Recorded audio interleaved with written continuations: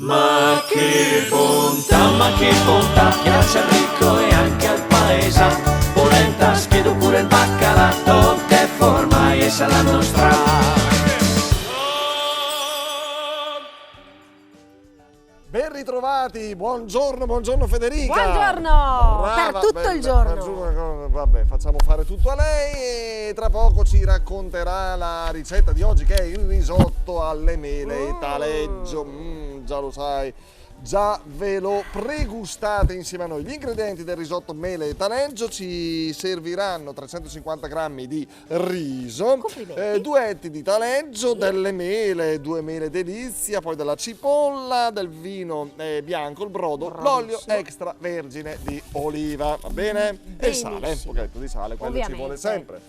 A piacere. Dai Federica, a piacere. Allora, abbiamo la nostra bella padellina, donde fa a passi un po' la sigola, fom passi bella sigola e gameton detere il rischio e stare dentro un attimino a tostare. A tostare. Fiamma media circa, il fondo tostare per bene, dopo abbiamo col brodo che abbiamo preparato prima. Ma ci possiamo mettere, sai che cosa anche? Secondo me, io non sono bravo qua, magari un biscottino di quelli secchi grattugiato dentro che darebbe quel tocco di... certo, un po' di biscotto, metto un po' una gusto di colo magari, che c'entra anche il biscotto. No, va bene, il samionente, che proprio del balander, dai, del balander. Sembra che è il balander. Bene che, mannaggia te, sempre con ste parole, non è che tutti siamo tenuti a saperla, a conoscerle, cara Federica. Balander, questa adesso ha detto che sono un balander. Francesco, buongiorno, ben trovato. Buongiorno. Tu sai che cos'è un balander? Beh sì, potremmo dire che Carlo, il qui presente, è un balander, ad esempio. Due, prima Federica, ma pure Francesco. E balander quindi? Quindi che sia un po' sbilenco, no? Cioè quella persona un po' un bonaccione, un po' quell'amico che insulti ma in senso buono, no? A me stava pure simpatico Francesco prima di sta cosa. Stavo. Poi ho visto che sei un balander e anche tu non mi sei tanto stato simpatico, però vabbè, non possiamo fare una guerra in diretta, non si può, no. Già ce ne sono parecchi al mondo, per carità. Senti, va bene, quindi è questo, significa così. E tu lo usi, lo conosci il dialetto, usi questo termine? Uso il dialetto, ma balander non tanto, però conosco tanti balander, sì. Allora, chi c'è qui? Mitico della corrida, sono Alessandro, mitico della corrida, sono contento di essere qui con voi come Carlo Zaniboni. Tanti anni fa sono andato qui alla corrida con Gianni Scotti e Elisa Triani. E adesso, nel momento più difficile del Covid, insomma, diciamo che viviamo in un momento un po' più particolare. Però a me mi piace comunque... A me mi non... Certo. Vabbè, vediamo anche delle informazioni sbagliate sulla grammatica. Mi piace comunque Teletutto. Ruffianata gratuita Teletutto.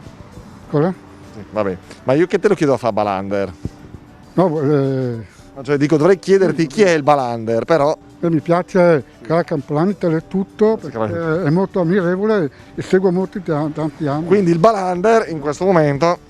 vorrei cantare Madonnina da Riccio d'Oro, dedicata a tutti i malati del Covid. Quindi il balander... Per un pezzo.